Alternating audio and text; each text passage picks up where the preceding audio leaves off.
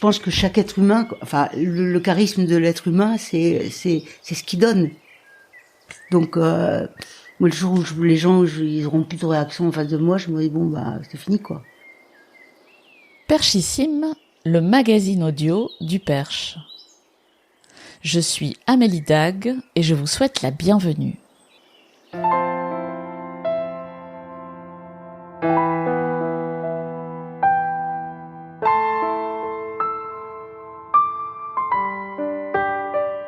Voici le récit d'une vie d'écriture, de voyage et de création.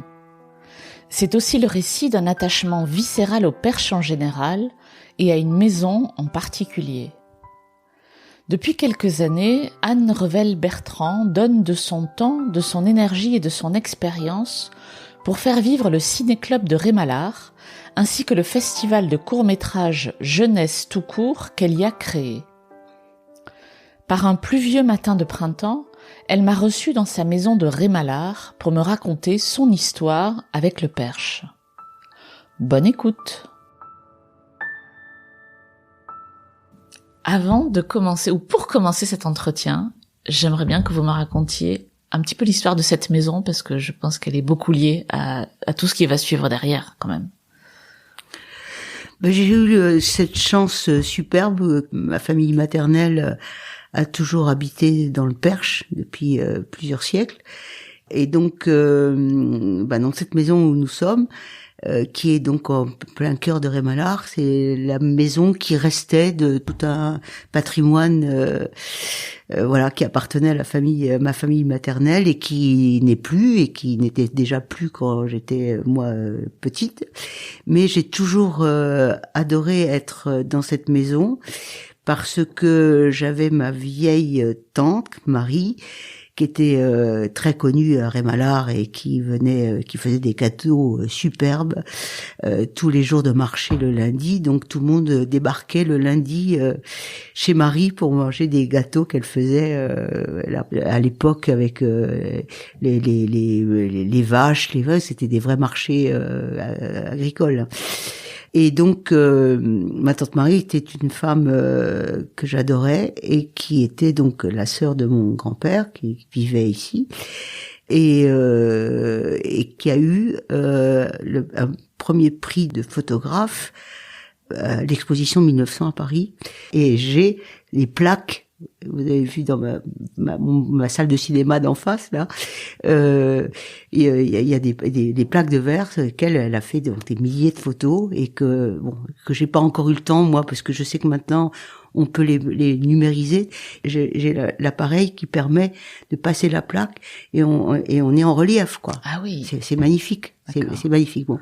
Donc c'était quelqu'un qui était jeune, belle, elle avait tout pour elle et à la guerre 14 elle était fiancée voilà et son fiancé est parti à la guerre et il n'est jamais revenu et elle est devenue sourde et mon grand-père, mon oncle, enfin tout le monde a tout fait pour aller voir les plus grands médecins et tout pour essayer de voir.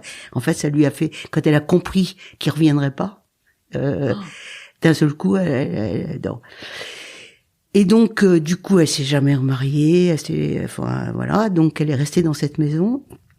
Les gens la connaissaient très très bien et quand les gens parlaient bien devant elle, elle comprenait vraiment bien quoi. Elle lisait vraiment sur les lèvres. Et en plus, elle dévorait quoi. Donc, elle lisait énormément. Et donc moi, pour moi, ça a été formidable parce que quand j'ai débuté comme journaliste et tout. J'avais pas le temps de tout lire et tout ça, donc c'est elle qui me faisait les lectures et elle me racontait après les résumés et ce qu'elle avait trouvé de richesse dans tous les livres qu'elle lisait. Donc c'était un personnage que j'ai beaucoup aimé, voilà. Et donc c'est une maison qui a donc que des bonnes ondes parce que il y a eu que ma famille dans cette maison et que des gens super généreux, super gentil, voilà. Et ça me fait plaisir depuis le début parce que à chaque fois que viennent des gens que j'ai rencontrés dans mon métier, aussi bien de cinéma que de télé, que de théâtre, que de tout le secteur dans lequel j'ai vécu toute ma vie depuis 20 ans, depuis l'âge de 20 ans. À chaque fois que là, les gens disaient, tu sais, chez toi, qu'est-ce qu'on dort bien et qu'est-ce qu'on a comme bonnes ondes et voilà, en dehors de la crème fraîche qui donne de bonnes ondes, qui donne de bonnes ondes, voilà, et des bonnes, voilà, on déjeunait bien aussi, et voilà. Donc ça faisait aussi partie des joies de cette maison et je pense toujours, enfin tous les êtres, enfin je crois que moi je pars du principe que tous les êtres qu'on a aimés, ils sont toujours avec nous et qu'ils resteront avec nous. Moi, j'ai fait venir mes parents aussi ici, qui ont vécu jusqu'à la fin de leur jour là. Et bon, moi, je leur parle tous les jours. Voilà, quand je vais pas bien, je leur dis qu'est-ce que vous pensez de ça. Je pense que là, je crois que je dérape là. Il faut que vous me remettiez dans le droit chemin. Voilà. Donc en fait, c'est une maison qui est habitée. Et qui est habité parce qu'en plus donc j'ai hérité de cette maison parce que maman a vu que j'étais vraiment très enfin c'était pour moi important d'être là. Donc j'ai eu ce cadeau, j'allais dire empoisonné à l'âge de 21 ans parce qu'il fallait que je sois majeure et donc du coup je commençais seulement à avoir mes premiers cachets. Et donc là, je commençais à avoir des articles qu'on me payait à la pige.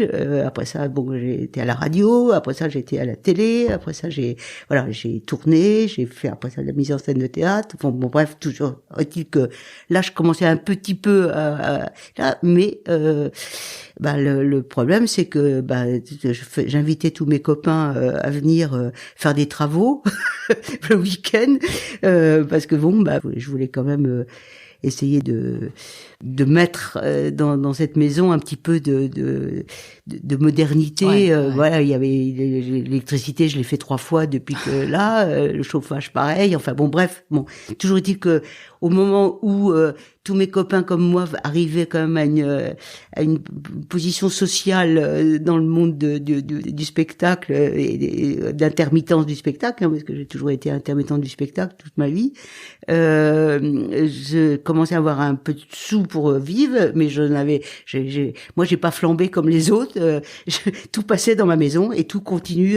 Les 3 sous que j'ai, ils passent parce qu'en fait, une maison c'est une maison, quoi. Ouais. Et pour moi c'est très émouvant parce que là par exemple le plombier dès que je l'appelle parce que j'ai un truc qui va pas et que je sais rien faire, il arrive dans la demi-heure parce que je connaissais son grand-père qui était plombier. Après ça j'ai eu son père et lui c'est lui maintenant. Donc j'ai toute la famille pour les toitures pareil. Et donc voilà, c'est la joie aussi d'être dans un endroit où on a vécu et on a des vraies relations avec les gens. Ça change tout, quoi. Parce que du coup, comme j'avais cette maison, au lieu de louer des studios pour répéter, tout le monde débarquait ici. On faisait un plot commun. On disait voilà pour la nourriture, pour tout. Et puis on répétait là et on partait après à Paris pour finaliser les choses ou pour partir en tournage. Moi, j'ai toujours vécu dans mon enfance avec une maison pleine, quoi. Ouais. C'est-à-dire que mes parents, c'est l'amitié. Là, c'est encore une fois pas une question du tout de moyens, mais d'échanges, quoi. Et moi, j'ai toujours vécu dans la maison était toujours pleine, quoi. Et des amis tout le temps qui venaient, qui était la famille, quoi. En fait, on crée sa famille. Et moi, c'est ça aussi dans le monde du spectacle, quoi.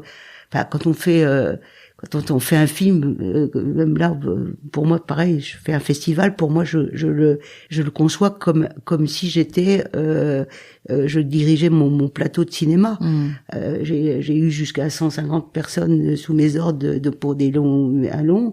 Je dis, on fait le plus beau film ensemble pendant 2 mois, pendant 3 mois, mais voilà, c'est une famille et on pleure. Le dernier clap, on pleure. Hein.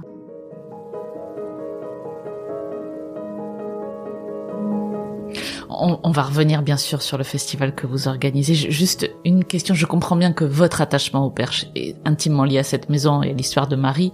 Je comprends bien. Au-delà de ça, qu'est-ce que vous aimez dans le Perche que vous ne retrouvez pas ailleurs? D'abord, je trouve que on a un paysage exceptionnel. Moi, je suis dans le centre-ville, centre de village. Moi, j'ai mon pain à 3 minutes à pied et tout le reste, parce qu'il y a tout. Et à 3 minutes, je suis en pleine campagne et je vais marcher pendant 1 heure, 2 heures, 3 heures, selon le temps que j'ai pour aller marcher. Et c'est la plus belle des thérapies, quoi. Je veux dire et on voit tout ce qu'on voit est beau. Ouais. Je crois que les percherons d'origine maintenant se rendent compte à quel point ils ont la chance d'être. Mais au départ, ils n'étaient pas forcément. Moi, je me souviens à 50 ans que j'avais pas le même. Enfin, moi, j'avais ce discours-là, mais ceux qui vivaient se rendaient pas compte à quel point ils étaient dans un lieu qui était. Et je pense que le fait, malgré tout, d'avoir suscité un parc régional, suscité des gens qui se sont vraiment penchés sur la flore, la faune. On est quand même très privilégiés. Ouais, donc une nature préservée, effectivement. Ici, une nature préservée, puis le bâti est très beau. Ouais. Et le bâti maintenant, il est quand même là aussi. Tous les gens qui touchent au bâti le respectent et on voit qu'on a quand même énormément on a la chance d'avoir des artisans qui font des choses très belles, très belles et qui on est rarement choqué par quelque chose voilà. Oui. D'ailleurs, quand moi je fais plus ça parce que je prends que le train, je prends plus jamais ma voiture depuis 20 ans pour aller à Paris, ça c'est sûr. Mais en revanche, quand ça m'arrive de faire comme le voyage en voiture avec des amis. Mais c'est fou, quoi. On voit la différence au moment où on voit qu'on rentre dans le parc régional, quoi. D'un seul coup, on n'a pas besoin de voir la pancarte, quoi. Ouais. D'un seul coup, tout est vert, les collines, c'est beau, quoi. C'est vrai. C'est beau. On a des plans et arrière-plans. C'est ce que j'explique à mon petit-fils. Tu vois, quand pendant le Covid où je faisais faire 10 km par jour. Donc on marchait, et je disais, tu vois, c'est super, là, t'as le premier plan, t'as l'arrière-plan, et t'as encore l'arrière-plan, et tu vois le soleil qui passe là, et là, tu vois l'éclairage, et voilà. Des cours de photo.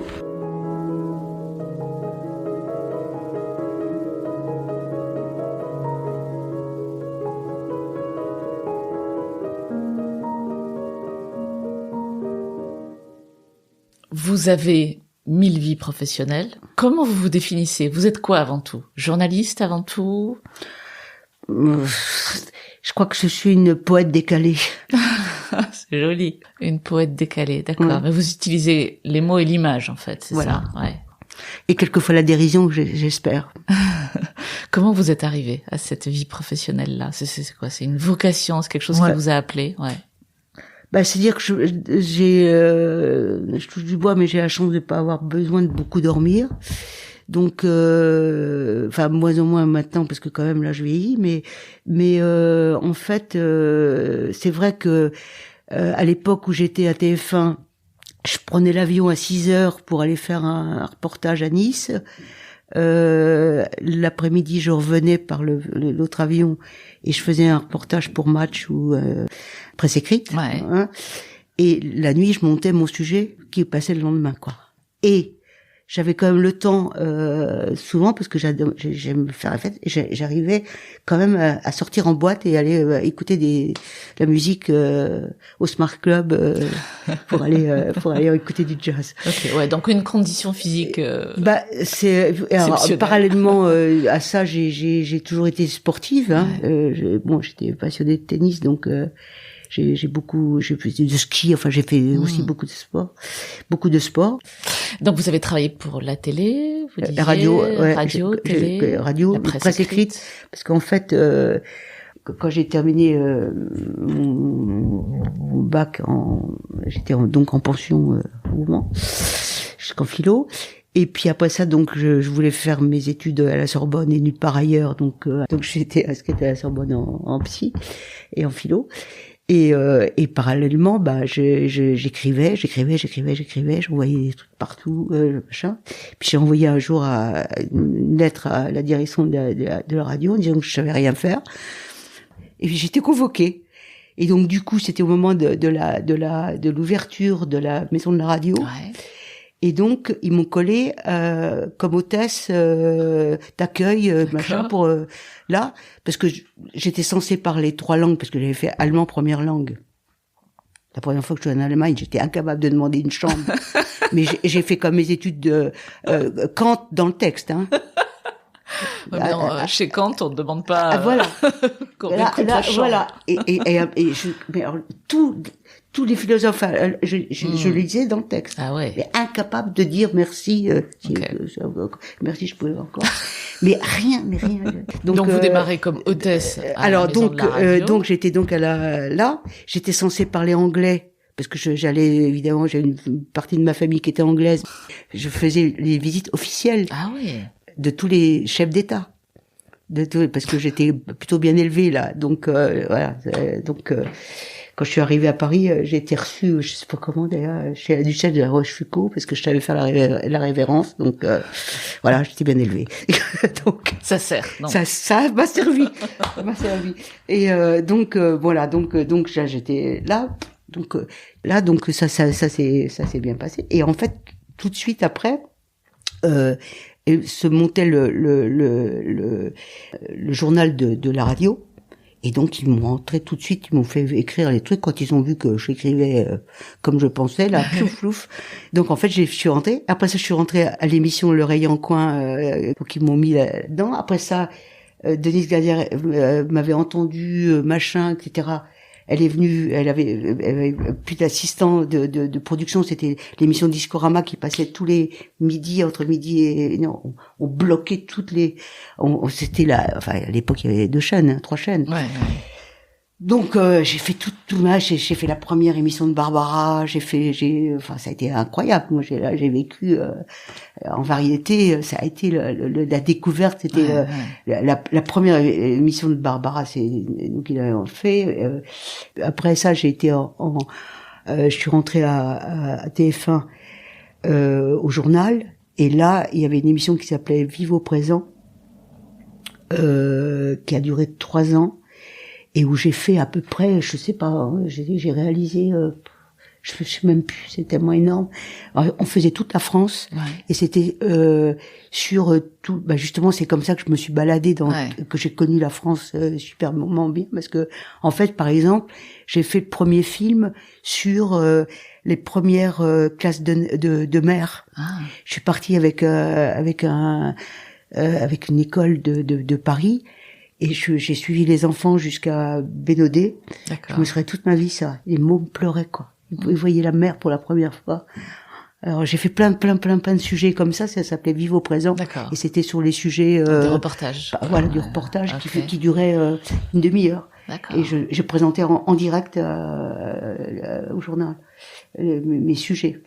Donc j'ai appris à cadrer, j'ai appris la lumière, j'ai appris le son, je suis passée partout, j'ai eu cette chance-là. À l'époque, on savait tout faire, comme tout m'intéressait, moi je me suis j'avais une équipe, hein. Et puis la télé était en plein essor, quoi. C'est ça, puis vous êtes arrivé au moment où tout était possible, quoi. Et après, j'ai enseigné le cinéma pendant 20 ans à la plus vieille école de cinéma qui est le Conservatoire libre du cinéma français. Donc, la radio, la télé, le journalisme, l'enseignement, le cinéma, le théâtre aussi, je crois. Le théâtre, bien sûr, je fais. Bon, ça remplit les doigts de deux mains. Dans tout ça, et c'est pas fini, on va en parler après, qu'est-ce que vous préférez? C'est le regard de l'autre quand on fait quelque chose qui les touche. Quel que soit soit l'art, quoi. Ou l'art. Et je pense que chaque être humain, enfin le charisme de l'être humain, c'est ce qui donne. Donc moi, le jour où les gens ils auront plus de réaction en face de moi, je me dis c'est fini, quoi. Ça veut dire que les choses que j'ai envie de donner ne passent plus, malheureusement, quoi. Mais en fait, et je trouve que par l'art, même l'art de la parole, l'art de tous les arts. Pour moi, c'est le don de quelque chose qu'on a envie de transmettre et envie de partager.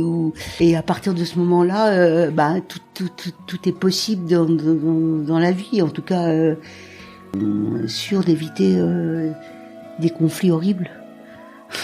Si on a ça en soi, Ah oui, j'ai fait aussi ça. Pour de TF1, j'ai couvert la guerre Iran-Irak et Liban. Et de tout ça, et encore une fois, c'est pas fini, mais de cette vie professionnelle et forcément personnelle hyper riche, de quoi êtes-vous la plus fière ? Je dirais que forcément parce que je suis dans le présent. J'essaie de ne pas être trop dans le passé, bien que le passé nous nourrit évidemment.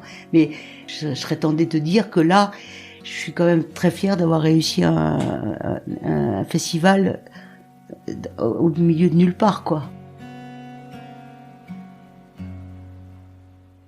Ça fait presque 10 ans, c'est ça ? C'est 8 ans. Là, 8 ans maintenant, la 8e année que se tient à Rémalard, un festival unique de court-métrage sur la jeunesse. C'est toujours sur la jeunesse. Ouais. Qui s'appelle Jeunesse tout court. C'est pas un film. C'est pas des films pour enfants. D'accord. Le thème, c'est la jeunesse. C'est le thème de la jeunesse. Ok. Alors, c'est venu d'où ça ? C'est encore une envie forte de transmettre ici, dans ce territoire qui vous tient à cœur, c'est ça ? Ah ouais. Le cinéma, en principe, raconte une histoire qui est pas forcément une histoire narrative basique, mais qui raconte à la fois le conscient et le subconscient, et voilà. Et que donc c'est des choses qu'on a envie de dire et à un moment de s'exprimer. Et je pense que le court, c'est forcément en général évidemment des jeunes créateurs qui ont envie d'exprimer j'allais dire très spontanément les premiers stigmates de leur enfance et de ce qu'ils ont à dire, en tout cas de profond. Et ça passe par c'est toutes ces formes. Ça veut dire que ça peut être effectivement par un récit assez clair, une histoire qu'on raconte avec un vrai dialogue et tout ça, et ça peut passer que par des images où là maintenant on est quand même on est les plus forts en France avec l'animation, et là, ce qu'on voit en animation, c'est prodigieux.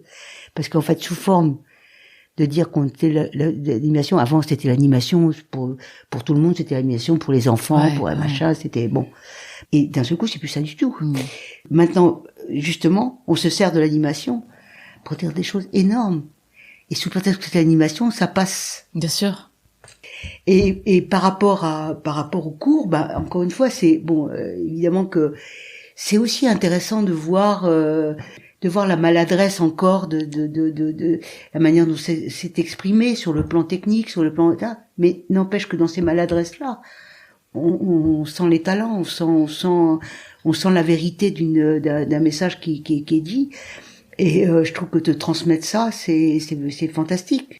Et oui, se peuvent se faire connaître les gens qui commencent dans ce métier, sinon par les festivals. Alors, et c'est vrai que même un petit comme le nôtre, mais n'empêche que d'avoir une sélection dans un festival, c'est énorme. Bien sûr. La preuve, c'est que nous, on a eu 4 nominés à Cannes, au César, et on en a eu un à Hollywood. Donc ça veut dire que c'est un vrai tremplin. C'est un tremplin. C'est en tout cas une visibilité. Là, on a eu un jeune primé dans, je crois que c'était la première ou la deuxième année, je sais plus maintenant, qui dans la salle, il y avait un producteur qui était venu de Paris. Enfin, il y a quand même beaucoup de gens maintenant on n'est pas loin, qui sont dans le coin, Paris, bien sûr. Bon, et qui a trouvé son film formidable, qui l'a aidé à faire son long. Ça s'est passé comme ça, et ça se passe comme ça. C'est après, c'est le hasard. Hein. Oui, ça. Mais bon, ça sert à donner de la visibilité. C'est ça. Ouais. Donc cette année, en 2024, c'est le 31 mai, 1er juin, c'est ça, vendredi, samedi, dimanche. Combien de cours seront projetés 29. Durant ces 3 jours? 29, d'accord. Parce qu'en fait, on a 5 séances d'1h15, 1h20. Le vendredi après-midi, samedi après-midi 2, dimanche 1. Et après, le jury débat et on donne les prix le dimanche soir. D'accord. Donc on annonce les prix dimanche. Donc et parce qu'en fait on fait débat avec les réalisateurs présents, parce qu'on a quand même des réalisateurs qui viennent, donc on fait débat à chaque séance. D'accord. Donc on laisse quand même le temps là, et on fait des tables rondes. Là il y a le président du jury qui est le président de la plus grande école de cinéma de toutes les Caraïbes, Martin, qui vient exprès, qui a un festival aussi lui là-bas. Enfin c'est une sommité, hein. Caraïbes c'est vraiment un type extraordinaire, et il va faire une table ronde sur les nouvelles normes d'éco-responsabilité sur dans la production, dans c'est ça production, ouais. Et avec la partie bien évidemment respect humain. Voilà. Donc on va faire une table ronde sur ce sujet-là et une table ronde sur le métier de chef opérateur. C'est ouvert au public, c'est gratuit les projections. En plus, c'est pour ça. Dans la superbe salle, à côté d'ici, qui accueille 450 personnes, vous me disiez, ou 400 personnes, c'est ça? Alors donc le vendredi, on a nos partenaires Rémi Bello, plus le collège de Rémalard, plus Alençon. Oui. Alors depuis le début, j'ai donc un jury pro, qui sont que des professionnels du cinéma, toujours avec un psy, un pédopsie, enfin, il y a toujours, voilà, qui sont des cinéphiles, hein. Et puis je fais donc depuis le début un jury jeune, qui donne leur prix à eux, hein, sur les mêmes films, évidemment, ils voient les mêmes films. Et là, je prends alors ça je travaille avec les profs référents qui dont les mômes font la section cinéma en seconde première philo. Donc je suis avec eux et ils les emmènent à Angers, au festival d'Angers tous les ans, qui est avant nous, en février. Et en fait ils font ceux qui partent là-bas font un rapport de ce qu'ils ont vécu, des interviews qu'ils ont pu faire, etc., etc. Et le prof me donne les meilleurs. D'accord. C'est un peu leur récompense. Et ils sont dans le jury jeune. Voilà.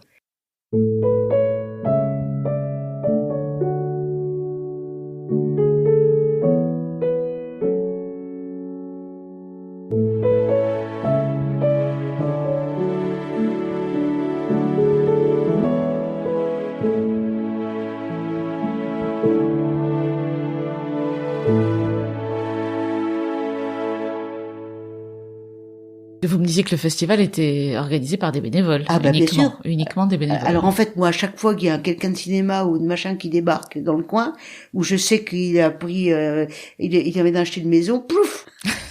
Je ne demande même pas à son ami, je lui dis, attends, là. Alors bon, voilà quoi. Donc vous cherchez aussi des bénévoles. Si on a envie de s'investir dans un super projet. Bah oui, parce qu'en fait, l'idée, c'est d'avoir des gens qui ont des idées, de savoir comment améliorer aussi l'organisation de certaines choses. Au niveau logistique, c'est organisé.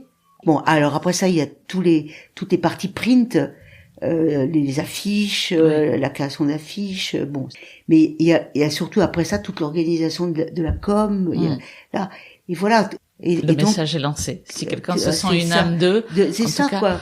J'entends que c'est quand même une expérience extraordinaire et qu'en 3 jours, on voit là des choses qu'on peut voir nulle part ailleurs. En avant-première pour certaines, des gens formidables, des rencontres.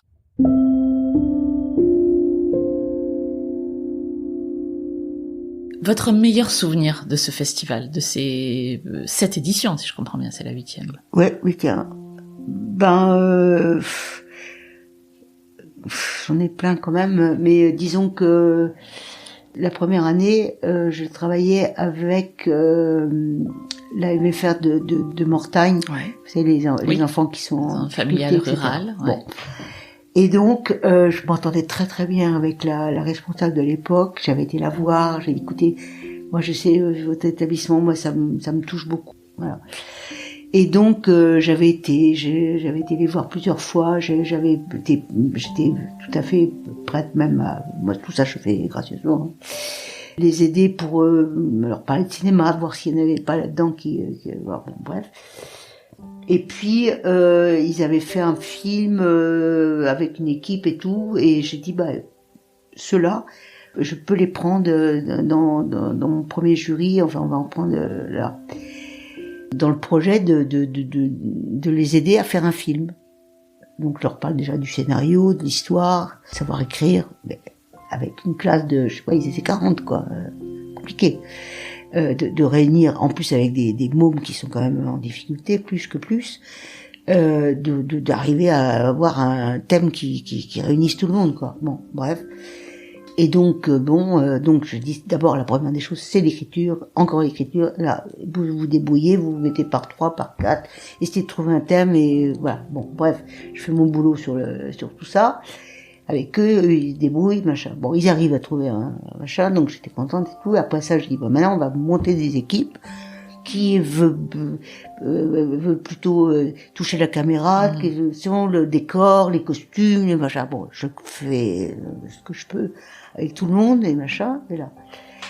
Et j'apprends, alors je sais pas à quel moment j'apprends, est-ce que j'ai pas su tout de suite ça. Un des jeunes qui était dans cette là avait été conseil des disciplines 2 fois et il devait partir exclu là. Bon. Et donc bon, le film se fait. Ce mec, il a pris en main le tournage.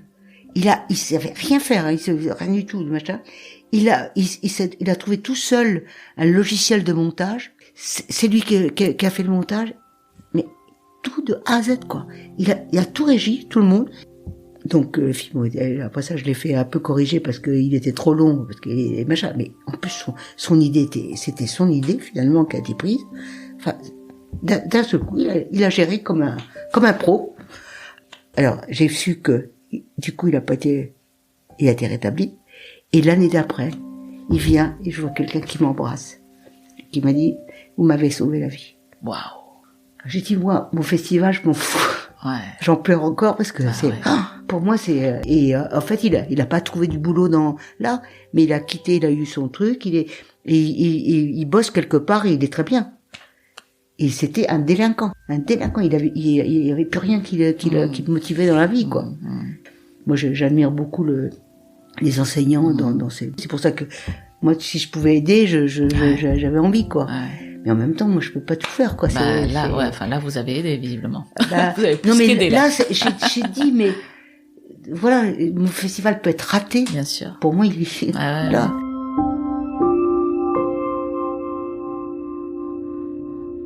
On n'a pas parlé du ciné-club. Vous voulez dire un mot sur le ciné-club? Le ciné-club, c'est donc les deuxièmes vendredis du mois. On fait aussi des conférences, des conférences et des choses à thème qui sont passionnantes. Là, par exemple, l'année prochaine, on va faire carrément une nuit, pas une nuit, mais 3 heures quand même. Va falloir tenir 3 heures sur. On ressort tous les Chris Marker. Ah. Donc ça va être fantastique. Okay. Donc on fait des trucs vraiment qui vont être.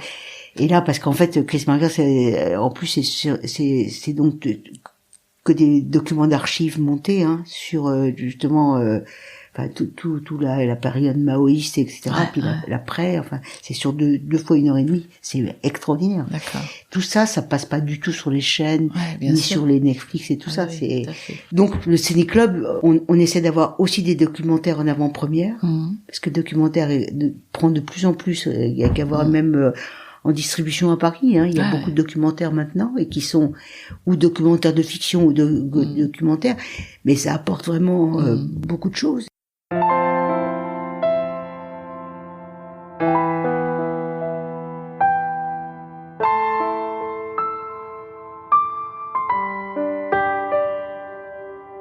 Il faut comprendre que depuis que le monde est monde, c'est l'art qui a sauvé le monde, quoi.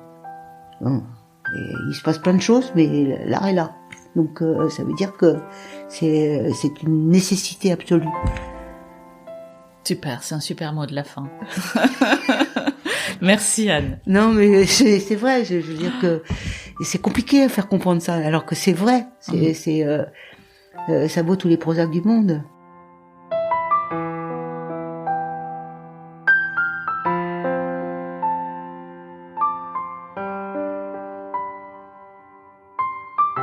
C'est la fin de cet épisode.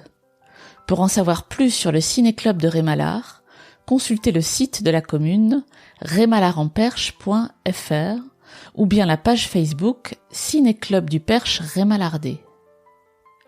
L'édition 2024 du festival Jeunesse tout court aura lieu les 31 mai, 1er et 2 juin à Rémalard-en-Perche et son site internet se trouve à l'adresse jeunesse-tout-court avec un s.com. Si vous aimez Perchissime, parlez-en à tous vos voisins et suivez son actualité sur Instagram, Facebook ou LinkedIn. Merci pour votre écoute et à très bientôt.